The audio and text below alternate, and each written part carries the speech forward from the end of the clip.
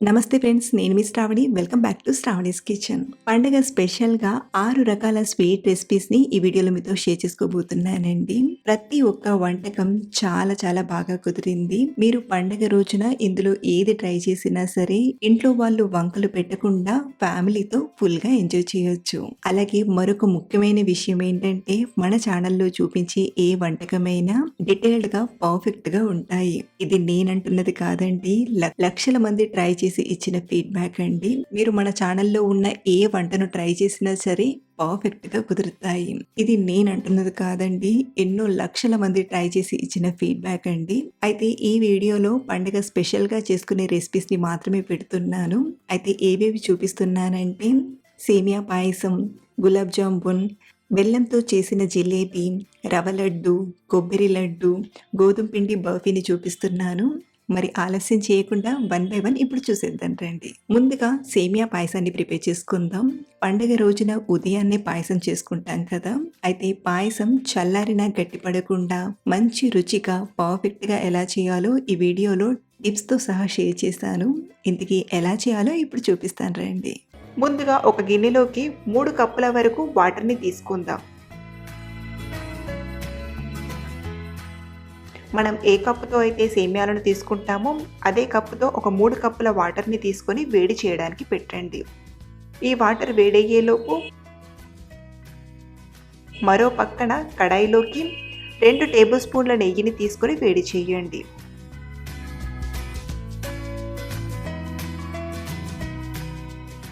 నెయ్యి వేడయ్యాక 2 టీ స్పూన్ల జీడిపప్పు పలుకుల్ని, అలాగే 1 టీ స్పూన్ బాదం ముక్కల్ని, 1 టేబుల్ స్పూన్ ఎండు కొబ్బరి ముక్కల్ని వేయండి.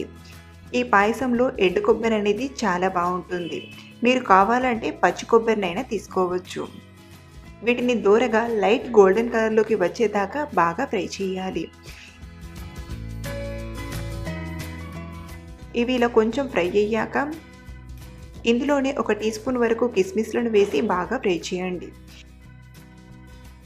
ఇవి ఇలా మంచి కలర్లోకి వచ్చేదాకా ఫ్రై చేసి ఒక గిన్నెలోకి తీసుకొని రెడీగా పక్కన పెట్టండి. ఇప్పుడు ఇదే నెయ్యిలోకి 1 కప్పు వరకు సేమియాను తీసుకొని ఫ్రై చేసుకుందాం. మీడియం ఫ్లేమ్లో ఒక 4-5 నిమిషాలు ఫ్రై చేస్తే సేమియా అనేది బాగా ఫ్రై అయ్యి మంచి కలర్లోకి వస్తుంది. హై ఫ్లేమ్లో కాకుండా మీడియం ఫ్లేమ్లోనే ఇలా కలుపుతూ ఇలా మంచి కలర్ వచ్చేదాకా బాగా ఫ్రై చేయండి. మరో పక్కన వాటర్ కూడా వేడయ్యాయి. ఇలా బాగా ఫ్రై చేసిన సేమియాలోకి వాటర్ని కొంచెం కొంచెంగా వేసి కలపండి.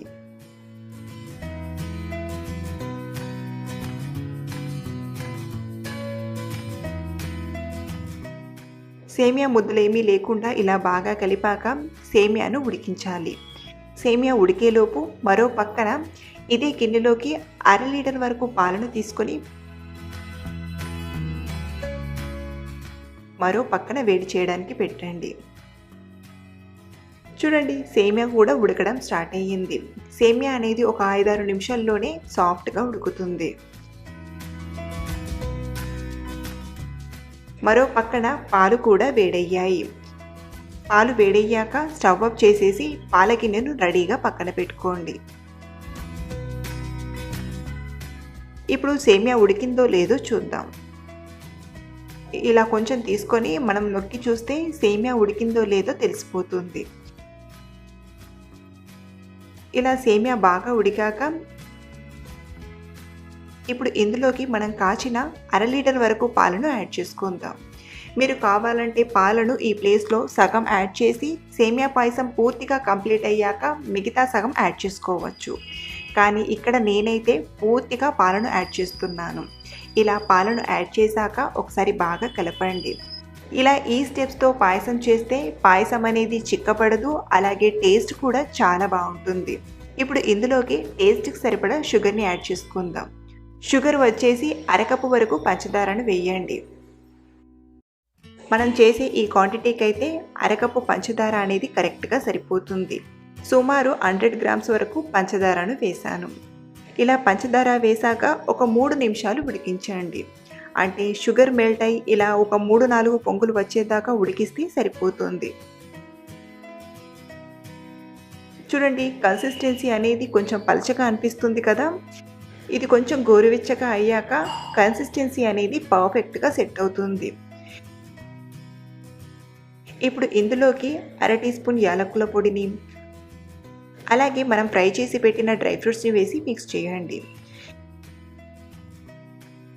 ఇప్పుడు స్టవ్ ఆఫ్ చేసేసి మూత పెట్టి ఒక 10 నిమిషాలు రెస్ట్ ఇద్దాం. ఈ పాయసం అనేది వేడి మీద మీకు కన్సిస్టెన్సీ అనేది తెలియడం లేదు, కానీ గోరువెచ్చగా అయ్యాక చూస్తే కన్సిస్టెన్సీ అనేది పర్ఫెక్ట్గా తెలుస్తుంది. 10 నిమిషాల తర్వాత చూస్తే పర్ఫెక్ట్ టెక్స్చర్తో వచ్చింది. క్యాటరింగ్లో అయినా హోటల్స్లో చేసే వాళ్ళైనా పాయసం చిక్కబడకుండా ఇంచుమించు ఇలాగే చేస్తారు. అంతే, ఇప్పుడు సర్వ్ చేసుకుని తినేయడమే. మీకు సేమియా పాయసం చిక్కబడకుండా కమ్మగా చేయాలి అంటే ఈ స్టైల్లో ఓసారి ట్రై చేసి టేస్ట్ని ఎంజాయ్ చేయండి. మన సెకండ్ రెసిపీ వచ్చేసి గులాబ్ జామున్. మీరు ఏ బ్రాండ్ గులాబ్ జామున్ పిండితో అయినా సరే ఈ కొన్ని టిప్స్ని ఫాలో అయ్యి చేస్తే మీరు కూడా ఇక్కడ చూపించినట్టుగానే ఇంతే పర్ఫెక్ట్గా చేయగలరు. మరి గులాబ్ జామున్ చేసేటప్పుడు తెలుసుకోవాల్సిన ఆ మెలకువలేంటో ఇప్పుడు చూద్దాం రండి. ముందుగా మిక్సింగ్ బౌల్లోకి ఇన్స్టంట్ గులాబ్ జామున్ మిక్స్ని తీసుకుందాం. అయితే మనం తీసుకునే ఈ గులాబ్ జామున్ పిండిని ఒకసారి కప్పు కొలతతో కొలిచి తీసుకుందాం. దీని వలన మనం చక్కెర ఎంత తీసుకోవాలనేది చాలా క్లియర్గా మీ అందరికీ కూడా చాలా బాగా అర్థమవుతుంది. ఇక్కడ మనం తీసుకున్న గులాబ్ జామున్ పిండి కప్పు కొలతతో చూసుకుంటే 1.5 కప్పు వరకు వచ్చింది. అది గ్రామ్ వైజ్ చెప్పాలంటే ఒక 175 గ్రామ్స్ వరకు ఉంటుంది. సో ఇప్పుడు ఇందులోకి మనం పాలను తీసుకుందాం. పాలపైన మీగడ ఉంటే మీగడతో సహా తీసుకోండి. అప్పుడు గులాబ్ జాములు అనేవి చాలా బాగా వస్తాయి. మీగడ అనేది కంపల్సరీ కాదు, ఉంటే తీసుకోండి, లేకపోతే కాచి చల్లార్చిన పాలతో చేసినా చాలా బాగుంటాయి. ఇలా పాలను కొన్ని యాడ్ చేస్తూ స్లోగా ఇలా వేళ్ళతోనే కలపండి. మీకు వీడియో క్లిప్లో ఎలా అయితే నేను మిక్స్ చేసి చూపిస్తున్నానో అదే విధంగా ఇలా ఫింగర్స్ని రౌండ్గా తిప్పుతూ పిండిని సాఫ్ట్గా కలపాలి. మనం గట్టిగా ప్రెస్ చేసినట్టుగా కాకుండా స్లోగా ఇలా ఫింగర్స్ని తిప్పుతూ సాఫ్ట్ పిండి ముద్దలా కలపండి. మనం ఈ గులాబ్ జామున్ పిండిని ఎక్కడ కూడా గట్టిగా ప్రెస్ చేస్తూ కలపాల్సిన అవసరం లేదు. కాబట్టి సరిపడా పాలను తీసుకొని ఇలా సాఫ్ట్గా కలిపాక ఇప్పుడు ఇందులోకి 1 టీ స్పూన్ నెయ్యిని తీసుకొని మిక్స్ చేసుకుందాం. ఇలా కొంచెం నెయ్యి వేయడం వలన టేస్ట్ అయినా గులాబ్ జామున్ కన్సిస్టెన్సీ అయినా చాలా బాగుంటుంది. సో నెయ్యిని తీసుకున్నాక మళ్ళీ ఒకసారి స్లోగా పిండంతా కూడా కలిసేలా బాగా కలపండి. చూడండి, మనకు ఇలా పిండి అనేది సాఫ్ట్గా ఉండాలి. ఇలా మనం విరిచి చూస్తే ఇలా ఎయిర్ గ్యాప్స్ వచ్చేలా ఇలా వచ్చిందంటే పిండికి సరిపడా పాలను తీసుకొని బాగా కలిపినట్లు. సో ఇలా కలిపిన పిండిని ఒక 5 నిమిషాల పాటు పక్కన పెట్టేసి పాకాన్ని ప్రిపేర్ చేసుకుందాం. ఇప్పుడు మరో పక్కన ఇంకొక గిన్నెలోకి మనం తీసుకున్న గులాబ్ జామున్ పిండి మిక్స్ అనేది 1.5 కప్పు వరకు వచ్చింది కదా. ఇప్పుడు ఇందులోకి ఒక 3 కప్పుల పంచదారను తీసుకోండి. మీకు షుగర్ సిరప్ అనేది తక్కువగా ఉండాలంటే 2 కప్పుల చక్కెరతో అయినా చేసుకోవచ్చు. ఇప్పుడు ఇందులోకి మనం ఎంతైతే చక్కెరను తీసుకున్నామో దానికి సమానంగా 3 కప్పుల నీళ్ళను తీసుకోండి. ఇప్పుడు మంటను హై ఫ్లేమ్లో పెట్టి చక్కెర అనేది పూర్తిగా కరిగిపోయేంత వరకు వేడి చేయండి. ఇందులోనే నేను కొంచెం సాఫ్రాన్ని తీసుకున్నాను. ఆ చిన్న వీడియో క్లిప్ అనేది మిస్ అయిందండి. ఇలా చక్కెర అంతా పూర్తిగా కరిగిపోయాక మంటను మీడియం ఫ్లేమ్లో పెట్టి ఒక 5-6 నిమిషాలు పాకాన్ని మరిగించామంటే పాకం అనేది మనకు కావాల్సినట్టుగా పర్ఫెక్ట్గా వస్తుంది. కాబట్టి పాకాన్ని ఒక పక్కన మరగబెడుతూనే మరో పక్కన గులాబ్ జామున్ ఉండల్ని ప్రిపేర్ చేసుకుందాం. మనం కలిపిన పిండిని తీసుకొని మరోసారి స్లోగా కలపండి. ఇప్పుడు కలిపేటప్పుడు కూడా మరీ గట్టిగా కలపాల్సిన అవసరం లేదు. కావాలంటే చేతికి కొంచెం నెయ్యిని అప్లై చేసుకొని స్లోగా కలపండి. ఇలా ఒకసారి కలిపాక మనం చేసే గులాబ్ జాములు అనేవి అన్నీ సేమ్ సైజ్ రావడానికి చిన్న ఉండలుగా డివైడ్ చేసుకుందాం. మీరు కావాలంటే చిన్న స్పూన్ ఏదైనా తీసుకొని ఆ స్పూన్లో ఒత్తుతూ అయినా పిండిని కొలిచి తీసుకోవచ్చు. ఇక్కడ నేను చేతి కొలతతోనే ఇలా చిన్న ఉండలుగా డివైడ్ చేసి తీసుకుంటున్నాను.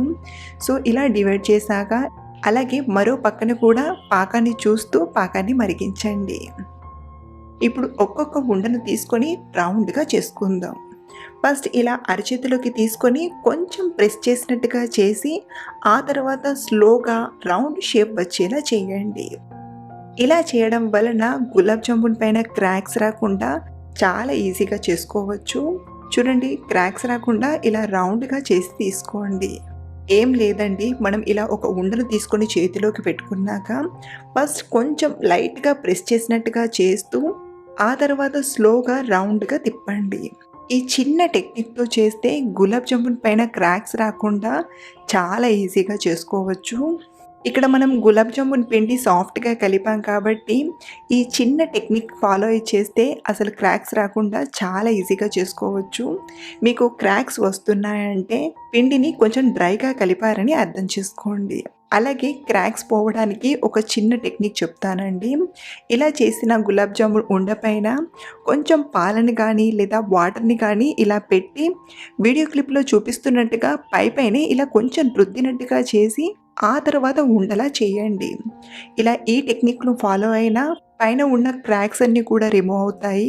మీకు అవసరమైతే ఈ చిన్న టెక్నిక్‌ని ఫాలో అయ్యి క్రాక్స్ లేకుండా రౌండ్‌గా చేయండి. మరో పక్కన 6, 7 నిమిషాల తర్వాత మనకు పాకం వచ్చిందో లేదో ఒకసారి చూద్దాం. ఇలా కొంచెం పాకాన్ని చేతిలోకి తీసుకొని చూసామంటే మనకు పాకం అనేది కొంచెం ఎక్కువ స్టిక్కీగా రావాలి. మరీ తీగ పాకం రావద్దు, అలాని పాకం కూడా పలచగా ఉండద్దు. ఇలా కొంచెం స్టిక్కీగా వచ్చిందంటే మనకు గులాబ్ జామున్ కోసం పర్ఫెక్ట్‌గా వచ్చినట్లు. ఇప్పుడు చివరిగా మంచి టేస్ట్ కోసం అలాగే మనం చేసిన ఈ షుగర్ సిరప్ అనేది మళ్ళీ గడ్డకట్టకుండా ఉండడానికి ఒక అర టీ స్పూన్ అంతా నిమ్మరసాన్ని తీసుకుందాం. దీని వలన పాకం అనేది తిరిగి క్రిస్టలైజ్ అవ్వకుండా ఉంటుంది. ఇప్పుడు పాకం చల్లారిపోకుండా కవర్ చేసి రెడీగా పక్కన పెట్టండి. మరో పక్కన కూడా గులాబ్ జామున్ అన్నిటినీ ఇలా రౌండ్ ఉండల్లా చేసి తీసుకున్నాను. గులాబ్ జామున్ని ఫ్రీగా ఫ్రై చేసేటట్టుగా ఆయిల్ని తీసుకొని మీడియంగా వేడి చేయండి. తక్కువ ఆయిల్లో ఫ్రై చేసిన గులాబ్ జామున్ అనేవి సరిగ్గా ఫ్రై అవ్వవు. కాబట్టి ఇలా సరిపడా ఆయిల్ని తీసుకొని మీడియంగా వేడి చేయండి. ఆయిల్ ఒకసారి మీడియంగా వేడయ్యాక మంటను లో ఫ్లేమ్లోకి అడ్జస్ట్ చేసి గులాబ్ జామున్ని తీసుకుందాం. అలాగే మరీ ఎక్కువగా గులాబ్ జామున్ని ఒకేసారి తీసుకోకుండా ఇలా ఫ్రీగా ఫ్రై చేసేటట్లుగా కొన్ని తీసుకొని ఫ్రై చేసుకుందాం. వీటిని మనం మీడియం ఫ్లేమ్లో కానీ హై ఫ్లేమ్లో కానీ ఫ్రై చేయొద్దు. ఓన్లీ లో ఫ్లేమ్లో మాత్రమే ఫ్రై చేయాలి. అలాగే గులాబ్ జామున్ వేశాక వెంటనే టర్న్ చేయకండి. 1-2 నిమిషాలు వాటిని అలాగే ఫ్రై చేసి ఆ తర్వాత తిప్పుతూ గులాబ్ జామున్ని ఈవెన్గా మంచి కలర్ వచ్చేంత వరకు ఫ్రై చేయాలి. ఫ్రై చేసేటప్పుడు ఈ టెక్నిక్ని ఫాలో అయితే గులాబ్ జామున్ పైన క్రాక్స్ రాకుండా, గులాబ్ జామున్ ఆయిల్లోనే విచ్చుకోకుండా చాలా ఈజీగా ఫ్రై చేసుకోవచ్చు. అలాగే ఇక్కడ మనం లో ఫ్లేమ్లో ఫ్రై చేస్తున్నాం కాబట్టి గులాబ్ జామున్ కూడా లోపలి వరకు చక్కగా ఫ్రై అవుతుంది. ఉండలా కట్టడం, తడిగా ఉండడం ఇలా ఏమీ ఉండవండి. మంచి కలర్ వచ్చేంత వరకు వీటిని ఇలా బాగా ఫ్రై చేశాక ఆయిల్ నుండి తీసుకోవడమే. ఇప్పుడు ఇవి కొంచెం డార్క్‌గా ఉన్నాయి కానీ పాకంలో వేశాక కొంచెం లైట్ కలర్‌లోకి వస్తాయి. ఇలాగే మిగిలిన గులాబ్ జామున్ని కూడా కొన్ని తీసుకుంటూ అన్నీ ఫ్రై చేసుకుందాం. అయితే ముందుగా ఫ్రై చేసిన వాటిని పాకంలోకి తీసుకుందాం. మనం పాకంలో వేసేటప్పుడు పాకం కూడా గోరువెచ్చగా ఉండాలి. ఇన్ కేస్ పాకం పూర్తిగా చల్లారిపోయి ఉంటే లైట్‌గా వేడి చేసి తీసుకోండి. వేడి గులాబ్ జామున్ని గోరువెచ్చని పాకంలోకి తీసుకోవాలన్నమాట. సో ఇలా గులాబ్ జామున్ని తీసుకున్నాక ఒకసారి పాకాన్ని బాగా పట్టించి సెకండ్ బ్యాచ్ కూడా బాగా ఫ్రై అయ్యాక ఆయిల్ నుండి తీసి పాకంలోకి తీసుకోవడమే. ఇలాగే మిగతా వాటన్నిటిని కూడా ఫ్రై చేసి పాకంలోకి తీసుకోవడమే. ఇక్కడ మనం చేసినవి 3 బ్యాచెస్గా ఫ్రై చేసి తీసుకున్నాను. ఇలా అన్ని ఫ్రై చేసి తీసుకున్నాక ఒకసారి పాకాన్ని బాగా పట్టించి ఒక 15-20 నిమిషాలు పక్కన పెట్టండి. ఇక్కడ నేను అరగంట తర్వాత చూపిస్తున్నానండి. చూడండి, పాకం అనేది గులాబ్ జామున్ బాగా పీల్చుకొని ఎంత చక్కగా రెడీ అయిందో. మన థర్డ్ రెసిపీ వచ్చేసి జిలేబీ. బయట ఎక్కడైనా సరే జిలేబీ చూసినప్పుడు తినాలనిపిస్తుంది. ఇలా మనం ఇంట్లోనే మన చేతులతో హెల్తీగా చక్కెర లేకుండా బెల్లంతో మంచి టేస్టీగా చేసుకోవచ్చు. మరి జిలేబీ చేయడానికి ముందుగా మిక్సింగ్ బౌల్లోకి అరకప్పు మైదా పిండిని తీసుకుందాం.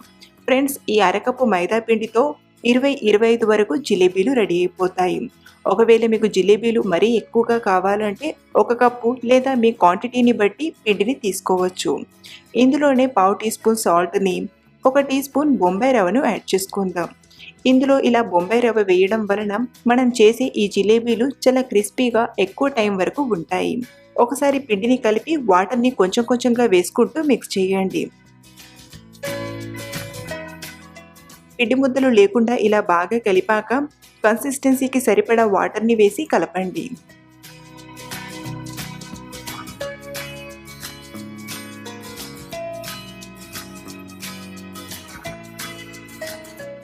పిండి అనేది మరీ పల్చగా కాకుండా, అలా అని మరీ చిక్కగా కాకుండా ఈ కన్సిస్టెన్సీలో కలపాలి. మనకు జిలేబీలు పర్ఫెక్ట్‌గా రావాలంటే పిండి కన్సిస్టెన్సీ అనేది కరెక్ట్‌గా ఉండాలి. ఇలా కలిపి మూత పెట్టి ఒక 10 నిమిషాలు పక్కన పెట్టండి. ఈలోగా మనం బెల్లం పాకాన్ని ప్రిపేర్ చేసుకుందాం. ఒక ప్యాన్‌లోకి 1 కప్పు తురిమిన బెల్లం తీసుకోండి. ఒకవేళ మీరు చక్కెరతో చెయ్యాలంటే బెల్లం ప్లేస్‌లో 1 కప్పు షుగర్‌నైనా తీసుకోవచ్చు. ఇందులోనే అరకప్పు వాటర్‌ని వేసి పాకాన్ని ప్రిపేర్ చేసుకుందాం.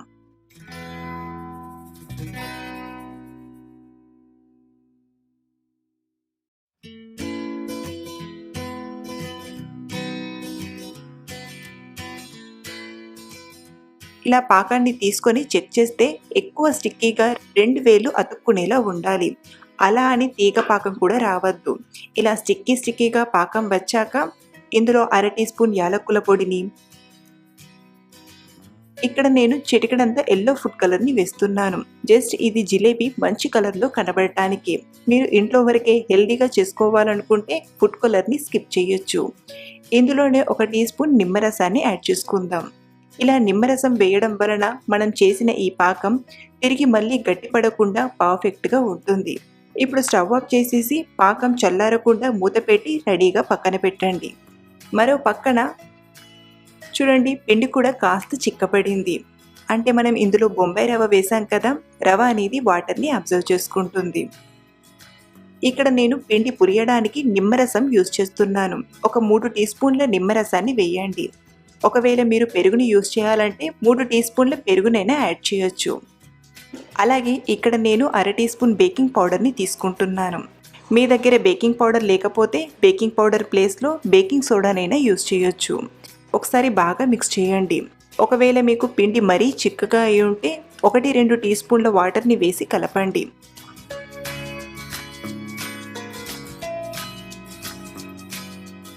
చూడండి, ఇందులో మనం నిమ్మరసం, బేకింగ్ పౌడర్ వేయడం వలన పిండి అనేది ఇన్స్టంట్‌గా ఎలా పులిసినట్టుగా అవుతుందో. ఇప్పుడు జిలేబీ చేయడానికి పిండి రెడీ అయినట్లే. ఇప్పుడు ఈ పిండిని జిలేబీ బాటిల్‌లోకి కానీ లేదా పాల కవర్‌లోకి కానీ తీసుకుందాం.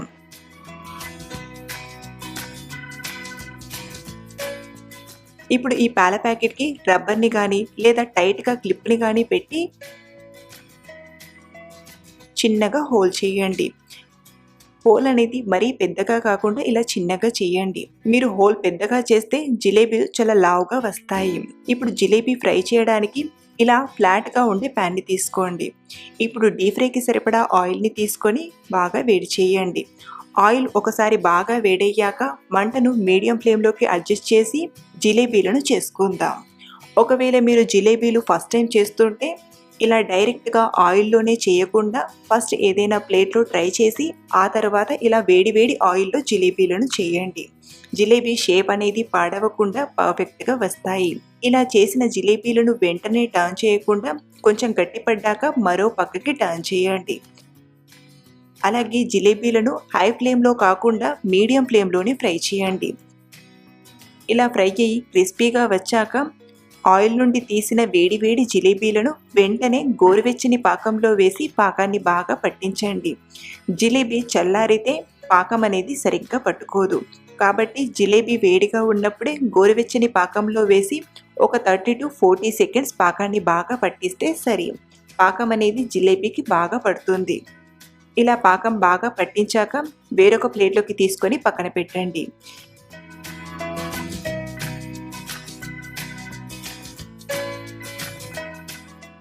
ఇప్పుడు మళ్ళీ పాకం చల్లారకుండా మూత పెట్టేసి మిగిలిన పిండితో కూడా జిలేబీలను చేసుకుందాం.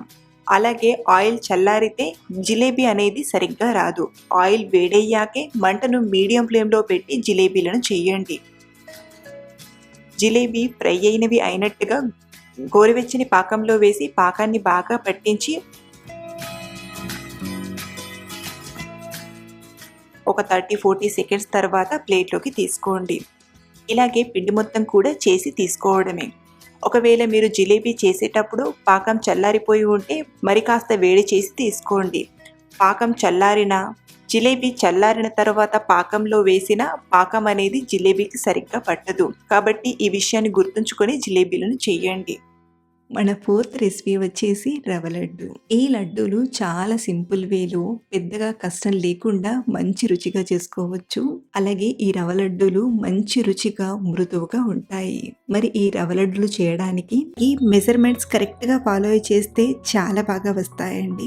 ఇక్కడ మనం ఏ కప్పుతో అయితే ఉప్మా రవ్వను కొలిచి తీసుకుంటామో మిగతా వాటిని కూడా అదే కప్పుతో కొలిచి తీసుకోవాలి. సో నేను తీసుకున్న రవ్వ వెయిట్ వైజ్ వచ్చేసి ఒక 300 గ్రామ్స్ వరకు ఉంటుంది. మరో పక్కన స్టవ్ ఆన్ చేసి ప్యాన్లోకి ఒక పావు కప్పు నెయ్యిని తీసుకోండి. వెయిట్ వైజ్ ఒక 50 to 60 ml వరకు నెయ్యిని తీసుకున్నాను. నెయ్యి వేడయ్యాక కట్ చేసిన డ్రై ఫ్రూట్స్ని తీసుకొని ఫ్రై చేయండి. ఇక్కడ నేను లడ్డూలోకి కొంచెం డ్రై ఫ్రూట్స్ని ఎక్కువగానే తీసుకున్నాను. మీరు కావాలంటే కొంచెం తగ్గించైనా తీసుకోవచ్చు. వీటిని ఇలా మంచి బంగారు రంగులోకి వచ్చేంత వరకు బాగా ఫ్రై చేసి ఒక గిన్నెలోకి తీసుకొని పక్కన ఉంచండి. ఇప్పుడు ఇదే నెయ్యిలోకి మనం కొలిచి తీసుకున్న ఒక కప్పు బొంబాయి రవ్వను తీసుకొని బాగా ఫ్రై చేయండి. ఈ టైంలో మంటను మీడియం ఫ్లేమ్లో పెట్టి ఇలా కలుపుతూ ఒక 5-6 నిమిషాలు బాగా ఫ్రై చేయండి. 5-6 నిమిషాలు ఫ్రై చేసేసరికి రవ్వ అనేది ఒక 50% ఫ్రై అవుతుంది. అలాగే రవ్వను హై ఫ్లేమ్లో ఫ్రై చేశారంటే మాడిపోయే ఛాన్స్ ఉంటుంది. కాబట్టి ఇలా కలుపుతూ మీడియం ఫ్లేమ్లోనే బాగా ఫ్రై చేయండి. చూడండి, ఇలా ఒక 5-6 నిమిషాలు బాగా ఫ్రై చేశాక ఇప్పుడు ఇందులోకి పాలను తీసుకుందాం. ఇక్కడ మనం తీసుకున్న కప్పుతోనే ఒక కప్పు కాచిన పాలను కొంచెం గోరువెచ్చగా ఉన్నప్పుడు తీసుకుంటున్నాను. పాలను ఒకే ప్లేస్లో వేయకుండా ఇలా స్ప్రెడ్ చేసినట్టుగా తీసుకోండి. అదే మీరు వేడి వేడి పాలను తీసుకున్నట్లయితే ఒక చేత్తో వేస్తూ ఇంకో చేత్తో కలుపుతూ అయినా తీసుకోవచ్చు. ఇక్కడ నేను తీసుకునే పాలు కొంచెం గోరువెచ్చగా ఉన్నాయి కాబట్టి ఇలా స్ప్రెడ్ చేసినట్టుగా తీసుకుంటున్నాను. అలాగే ఇలా పాలను తీసుకునేటప్పుడు మంటను లో ఫ్లేమ్లో పెట్టి పాలను తీసుకోండి.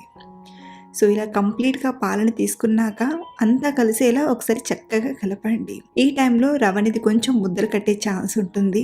కాబట్టి ముద్దలు కట్టకుండా కొంచెం ఫాస్ట్గా అంతా కలిసేలా కలపండి. ఇలా కలిపాక మళ్ళీ రవ్వ అనేది పొడి పొడిగా వచ్చేంత వరకు మంటను మీడియం ఫ్లేమ్లో పెట్టి బాగా ఫ్రై చేయాలి. ఇలా మనం కలుపుతూ ఒక 3-4 నిమిషాలు ఫ్రై చేసినా అక్కడక్కడ ఇలా ఏమైనా చిన్న చిన్న ఉండల్లా మిగిలిపోతే ఇప్పుడు చెప్పబోయే ఈ చిన్న టెక్నిక్ని ఫాలో అవ్వండి. ఆలు మ్యాషర్ ఉంటుంది కదా, ఈ ఆలు మ్యాషర్తో ఒక 2 నిమిషాలు ఇలా కొంచెం మెదిపినట్టుగా చేస్తూ ఫ్రై చేయండి. దీని వలన ఇందులో ఏమైనా చిన్న చిన్న ఉండల్లాంటివి ఉంటే అదంతా కూడా కలిసిపోయి పొడి పొడిగా వస్తుంది. మీ దగ్గర ఇలాంటి మ్యాషర్ లేకపోతే కొంచెం చేతికి ఎక్కువగా పని చెప్పి కలుపుతూ బాగా ఫ్రై చేయండి. ఇలా మనం పాలను తీసుకున్నాక మరొక 6-7 నిమిషాలు బాగా ఫ్రై చేయాలి. రవ్వను ఎంత బాగా ఫ్రై చేసి లడ్డూలను చేస్తామో అంత రుచిగా వస్తాయి. కాబట్టి ఈ విషయాన్ని గుర్తుంచుకొని రవ్వను చక్కగా ఫ్రై చేయండి. ఇక్కడ నేను రవ్వను 14-15 నిమిషాలు బాగా ఫ్రై చేశాను. ఇది బాగా ఫ్రై అయ్యి ఇలా పొడి పొడిగా వచ్చాక ఒక బౌల్లోకి తీసుకుందాం. అలాగే ఇందులోనే మనం ఫ్రై చేసి పెట్టిన డ్రై ఫ్రూట్స్ని కూడా తీసుకొని బాగా కలపండి. ఇలా ఒకసారి బాగా కలిపాక ఇప్పుడు ఇందులోకి స్వీట్కి సరిపడా చక్కెరను తీసుకుందాం.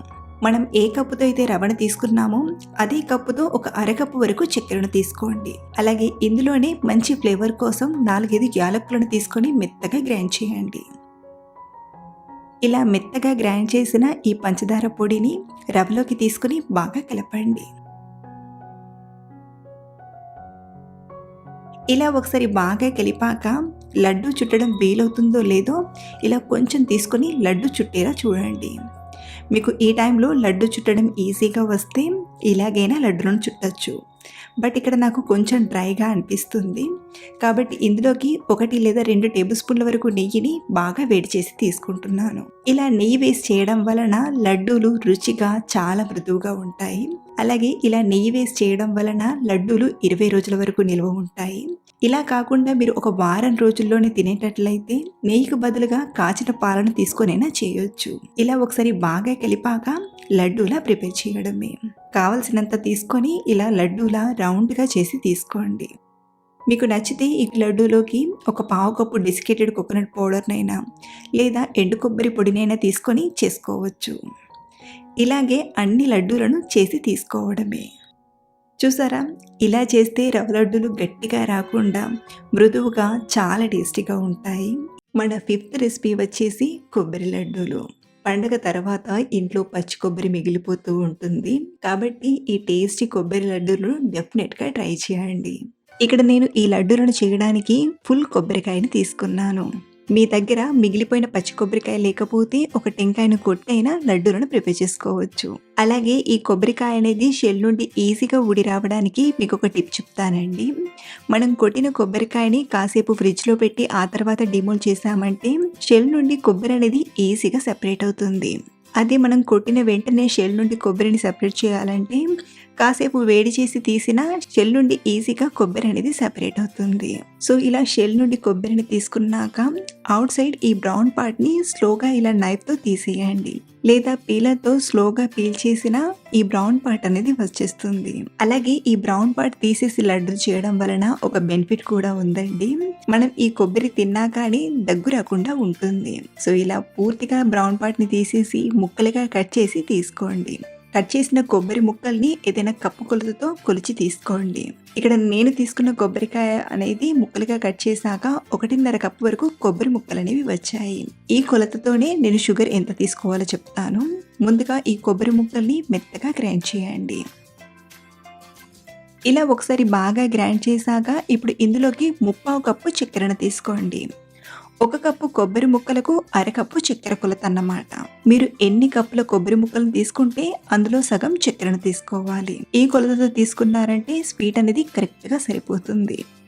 అలాగే ఇందులోనే మరో 1/4 కప్పు పాలను తీసుకోండి. పాలు కూడా మనం కొబ్బరి ముక్కల్ని ఎన్నైతే తీసుకుంటామో అందులో సగం పాలను తీసుకోవాలి.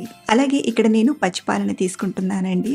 ఎలాగో వేడి చేస్తాం కాబట్టి ఇలా పచ్చి పాలను తీసుకొని చేసినా సరిపోతుంది. మీ దగ్గర వేడి చేసిన పాలుంటే వేడి చేసిన పాలనైనా వాడుకోవచ్చు.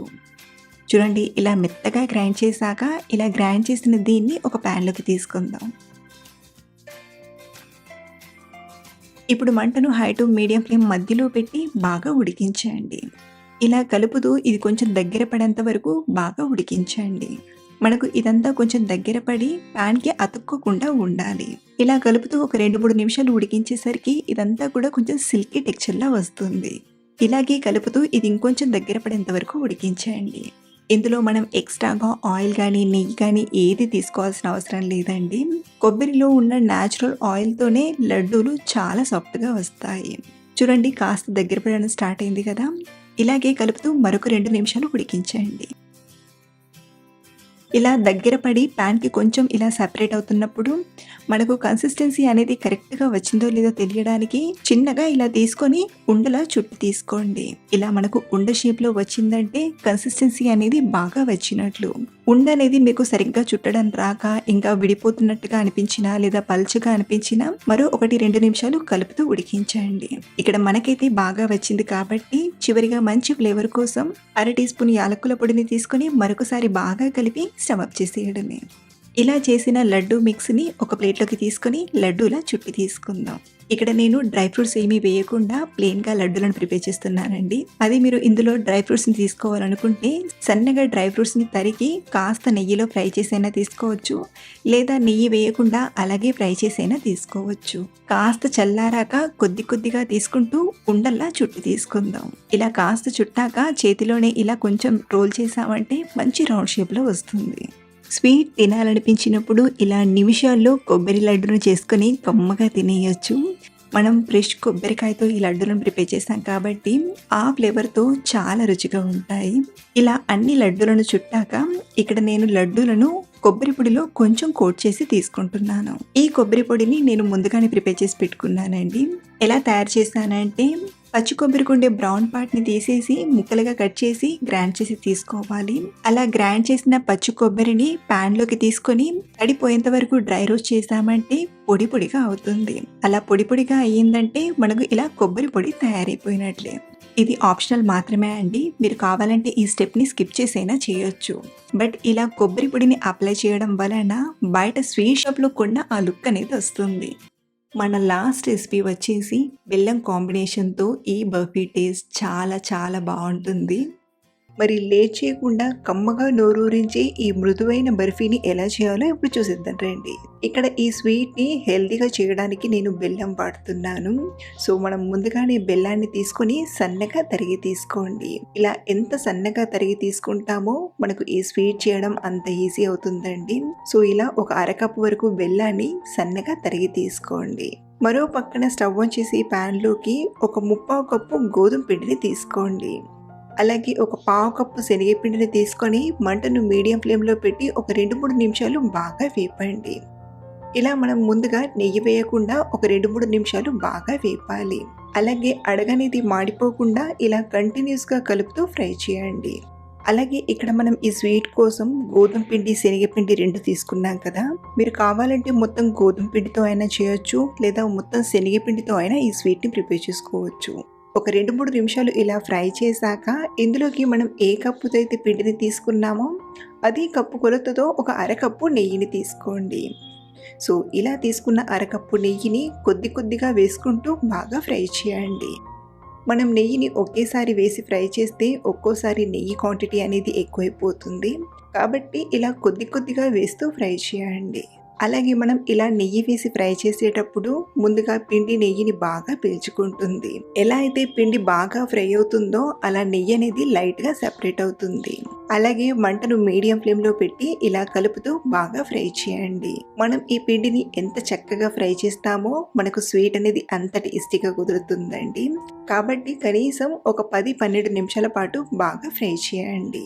మనకు పిండి అనేది ఇలా కొంచెం తడితడిగా వచ్చేంత వరకు నెయ్యిని తీసుకోవాలి. అలాగే మనం తీసుకున్న అరకప్పు నెయ్యి అనేది కంప్లీట్గా వేసేసానండి. కరెక్ట్గా సరిపోయింది. సో ఇలా కంప్లీట్గా నెయ్యిని వేసి మరో కాసేపు ఫ్రై చేసామంటే కొంచెం పిండి అనేది లూజ్ అవుతుంది. సో పిండి అనేది కాస్త నెయ్యిని వదిలేంత వరకు ఇలా కలుపుతూ ఫ్రై చేయండి. అలాగే మనం ఈ పిండిని ఫ్రై చేసేటప్పుడు మంచి స్మెల్ వస్తుందండి. సో అలా కమ్మటి వాసన వచ్చేంత వరకు బాగా ఫ్రై చేయాలన్నమాట. చూడండి, ఇక్కడ నేను ఒక 10-11 నిమిషాలు బాగా ఫ్రై చేశాను. అలాగే పిండి కలర్ కూడా లైట్గా చేంజ్ అవ్వడం స్టార్ట్ అవుతుంది. సో ఇదే టైంలో ఇందులోకి ఒక 2 టేబుల్ స్పూన్ల పాలను తీసుకోండి. నిజానికి ఇలా పాలు వేయకుండా అయినా ఈ బర్ఫీని చేసుకోవచ్చు. పాలు వేయకుండా చేసినా చాలా మంచి టేస్ట్ ఉంటుంది. ఇంకా చెప్పాలంటే ఇలా పాలు వేయడం అనేది ఆప్షనల్ అన్నమాట. పాలు వేస్తే బర్ఫీ అనేది కొంచెం సాఫ్ట్గా ఉంటుంది, కానీ ఎక్కువ రోజులు మనం స్టోర్ చేసుకోలేం. ఇన్ కేస్ మీరు ఈ బర్ఫీని ఎక్కువ రోజులు స్టోర్ చేసుకోవాలంటే ఇలా పాలు వేసే స్టెప్ని స్కిప్ చేయొచ్చు. మీరు బర్ఫీని కొంచెం సాఫ్ట్గా తినాలనుకుంటే ఇలా పాలు వేసి ఒక 2 నిమిషాలు ఫ్రై చేయండి. ఇలా మనం పాలు వేసి కలుపుతూ ఉండగానే పిండి అనేది పాలను బాగా పీల్చుకొని మళ్ళీ ఇలా పొడి పొడిగా అవుతుంది. ఇప్పుడు ఇదే టైంలో మనం స్టవ్ ఆఫ్ చేసేసి ఇందులోకి తురిమి పెట్టిన బెల్లం తీసుకుందాం. సో మనం ఏ కప్పుతో అయితే పిండిని తీసుకున్నామో అదే కప్పు కొలతతో అరకప్పుకి కొంచెం ఎక్కువ బెల్లం తీసుకోండి. అంటే అరకప్పు పైన ఒక టేబుల్ స్పూన్ బెల్లం ఎక్స్ట్రాగా తీసుకుంటే సరిపోతుంది. మీరు స్వీట్ నార్మల్గా తినేవారైతే అరకప్పు తీసుకొనైనా చేయొచ్చు. అలాగే ఒక 1/2 టీ స్పూన్ యాలకుల పొడిని తీసుకొని బాగా కలపండి. పిండి వేడిగా ఉన్నప్పుడే బెల్లం తీసుకున్నాం కాబట్టి ఆ వేడికి బెల్లం అనేది చక్కగా కరిగిపోతుంది. ఇన్ కేస్ మీరు ఇలా వేడి మీద వేసి కలుపుతూ ఉన్నా కానీ బెల్లం సరిగ్గా కరిగిపోకపోతే మళ్ళీ స్టవ్ ఆన్ చేసి 1-2 నిమిషాలు వేడి చేశారంటే బెల్లం చక్కగా కరిగిపోతుంది. ఇక్కడ మనకైతే వేడి చేయకుండానే బెల్లం చక్కగా కరిగిపోయింది. సో ఇప్పుడు దీన్ని మనం బర్ఫీలా ప్రిపేర్ చేయడానికి ఒక స్టీల్ ప్లేట్ని కానీ లేదా ఏదైనా కేక్ మోల్డ్ కానీ తీసుకొని ముందుగా నెయ్యిని బాగా అప్లై చేయండి. ఇలా నెయ్యిని అప్లై చేసిన ఈ ప్లేట్లోకి మనం తయారు చేసిన స్వీట్ని తీసుకొని చక్కగా స్ప్రెడ్ చేసుకుందాం. అలాగే ఈ స్వీట్ని నేను బర్ఫీలా ప్రిపేర్ చేస్తున్నాను కదా, మీరు కావాలంటే సింపుల్గా చిన్న చిన్న ఉండల్లా చుట్టైనా తీసుకోవచ్చు. సో ఇలా ప్లేట్ మొత్తం కూడా తీసుకొని సమానంగా స్ప్రెడ్ చేశాక ఇక్కడ నేను పైనుండి కొన్ని కట్ చేసిన డ్రై ఫ్రూట్స్ని తీసుకుంటున్నాను. సో ఇలా డ్రై ఫ్రూట్స్ని తీసుకొని స్వీట్కి పట్టేలా ఇలా లైట్గా ప్రెస్ చేసి తీసుకోండి. సో బర్ఫీ పూర్తిగా చల్లారిపోయాక పీసెస్గా కట్ చేసి తీసుకోవడమే. ఇక్కడ నేను కొంచెం పెద్ద పీసెస్గానే కట్ చేస్తున్నాను. మీరు కావాలంటే దీనికంటే ఇంకా చిన్న చిన్న పీసెస్గా అయినా కట్ చేయొచ్చు. స్లోగా ఇలా బర్ఫీని ఒక్కొక్కటిగా తీసుకోండి. బర్ఫీ టూ సాఫ్ట్గా ఉంటుంది కాబట్టి కొంచెం స్లోగా డిమోల్డ్ చేయండి. సో ఇలాగే ఒక్కొక్కటిగా తీసుకుంటూ వేరొక ప్లేట్కి తీసుకోవడమే. సో ఇలా చేసిన స్వీట్ మనం బయట పెడితే ఒక 10 రోజుల వరకు ఫ్రెష్‌గా ఉంటుంది. అదే మనం ఫ్రిడ్జ్‌లో పెట్టుకున్నామంటే 15 రోజుల వరకు తినేయొచ్చు. పాలు వేయకుండా చేస్తే 1 మంత్ వరకు ఉంటుందండి. సో మీరు స్టోర్ చేసుకునే దాన్ని బట్టి పాలు వేయాలా లేదా చూసుకొని తీసుకోండి. ఈ రెసిపీని ఇంట్లో ఒకసారి తప్పకుండా ట్రై చేయండి. చాలా సింపుల్‌గా చేసేయొచ్చు. అలాగే ట్రై చేశాక మీకు ఎలా కుదిరిందో మళ్ళీ కింద కామెంట్‌లో నాతో షేర్ చేయడం మర్చిపోవద్దు. Thank you for watching.